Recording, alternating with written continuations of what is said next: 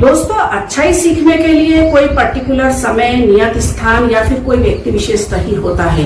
हमें जब कभी भी जहां से भी किसी से भी यदि अच्छाई सीखने को मिले तो हमें उसके लिए सदैव ही तत्पर रहना चाहिए, तैयार रहना चाहिए। जम्मू कश्मीर के पहलगाम के बैरसन घाटी में हुए आतंकी हमले ने पूरे देश को झकझोर कर रख दिया है।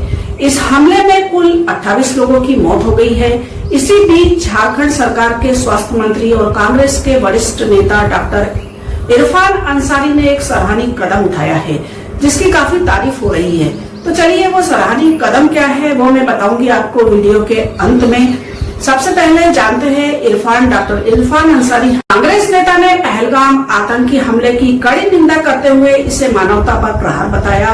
उन्होंने कहा कि ये हमला भारत की आत्मा पर हुआ है और इस समय पूरे देश को एकजुट होकर साथ में खड़े रहने की जरूरत है।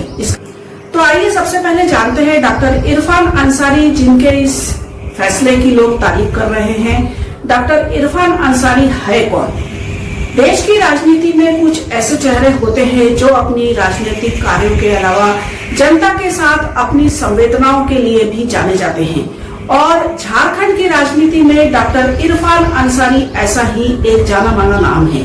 डॉक्टर अंसारी वर्तमान में झारखंड सरकार में स्वास्थ्य मंत्री हैं और कांग्रेस पार्टी के एक सक्रिय एवं प्रभावशाली नेता माने जाते हैं। उनकी राजनीतिक यात्रा, सामाजिक योगदान और जनसेवा की भावना उन्हें अन्य नेताओं से अलग करती है। डॉक्टर इरफान अंसारी का जन्म एक मध्यम वर्गीय मुस्लिम परिवार में हुआ। उनके पिता डॉक्टर हसन अंसारी भी एक वरिष्ठ कांग्रेस नेता और विधायक रह चुके हैं। उन्होंने मेडिकल की पढ़ाई की और डॉक्टर बने। एक डॉक्टर के रूप में उन्होंने न केवल मरीजों का इलाज किया बल्कि गरीबों और वंचितों के लिए मुफ्त चिकित्सा सेवा प्रदान करने समाज सेवा की शुरुआत की।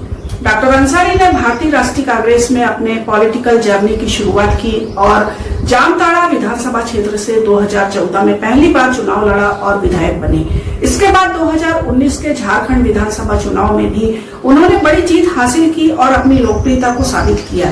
उनकी लोकप्रियता और काम के प्रति निष्ठा ने उन्हें जल्द ही पार्टी में एक मजबूत और विश्वसनीय नेता बना दिया। डॉक्टर अंसारी का राजनीति में प्रवेश महज सत्ता प्राप्ति के लिए नहीं था, बल्कि उनके लिए यह एक माध्यम था गरीबों, पिछड़ों और आम जनता की आवाज बनने का। यही कारण है कि जामताड़ा और आसपास के क्षेत्रों में वे जनता के बीच जननेता के रूप में प्रसिद्ध हैं। राजनीति और मंत्रालय के कामों के अलावा डॉक्टर इरफान अंसारी सामाजिक कार्यों में भी काफी सक्रिय रहते हैं। उन्होंने शिक्षा, स्वास्थ्य और रोजगार के क्षेत्र में कई जनहितकारी योजनाओं की पहल की। गरीब बच्चों के लिए किताबें और वर्दी उपलब्ध कराना, स्वास्थ्य शिविर लगाना और महिलाओं के लिए सशक्तिकरण के लिए प्रशिक्षण कार्यक्रम शुरू करना उनके कुछ प्रमुख प्रयास है। डॉक्टर अंसारी की राजनीतिक छवि साफ सुथरी मानी जाती है।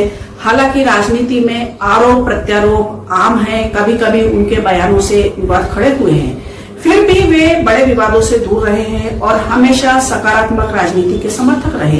चलिए तो अब मैं आपको बता देती हूँ कि डॉक्टर इरफान अंसारी, जो कि मुस्लिम परिवार से ताल्लुक रखते हैं, उन्होंने पहलगाम हमले में मारे गए लोगों के परिवारों के लिए क्या किया है। डॉक्टर अंसारी ने यह घोषणा की कि वे जम्मू कश्मीर के पहलगाम में हुए आतंकी हमले में मारे गए लोगों के परिवारों को अपना 4 महीने का वेतन दान करेंगे।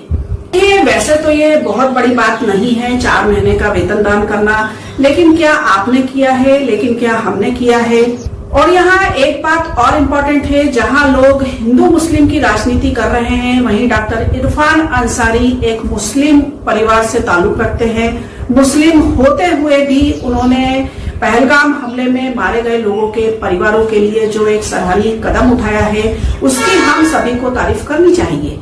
एक बात मैं आपको और बताती हूँ, कुछ समय पहले जब केरल में लैंडस्लाइड हुआ था, भूस्खलन हुआ था, उस समय राहुल गांधी, जो कि नेता प्रतिपक्ष है, कांग्रेस के नेता है, उन्होंने अपनी 1 महीने की सैलरी वहां पीड़ित लोगों के लिए दान की थी, जो अपने आप में एक सराहनीय कदम था। क्या इस समय हिंदू मुस्लिम की राजनीति करना उचित है और क्या सही है? इन उदाहरणों से यह स्पष्ट हो जाता है कि हिंदू मुस्लिम की राजनीति करना देश की जनता को, देश के लोगों को आपस में बांटने की एक सिर्फ और सिर्फ साजिश है। बारे में आप क्या सोचते हैं, कमेंट करके जरूर बताइए और ताजा अपडेट्स के लिए हमारे साथ बने रहिए। Please subscribe. Thank you.